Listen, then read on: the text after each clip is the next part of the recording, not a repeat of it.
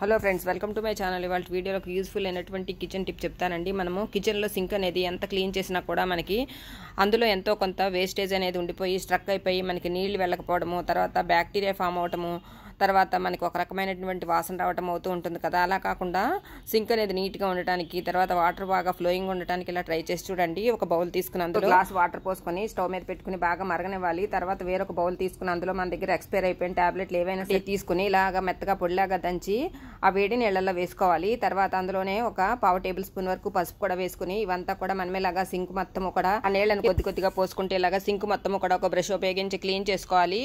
ఇలా చేసుకోవడం వల్ల సింక్ లో ఉండేటటువంటి నాచు లాంటిది, ఇంకా జంకు లాంటిది, జిడ్డు, మురికి అంతా నీట్ గా క్లీన్ అయిపోతుంది. తర్వాత ఈ మిగిలిన వాటర్ ఉంటాయి కదా, ఈ వాటర్ ని మనము సింక్ హోల్స్ లో పోసేసినట్లయితే ఆ సింక్ గొట్టంలో ఉండేటటువంటి ఆహార పదార్థాలు గానీ, తుక్కు గానీ ఏదైనా ఉంటే నీట్ గా క్లీన్ అయిపోతుంది. బ్యాక్టీరియాని దూరం చేస్తుంది. సింక్ నీట్ గా క్లీన్ గా ఉంటుంది. వంటగది కూడా హైజీనిక్ గా ఉంటుంది. టిప్ సూపర్ గా వర్క్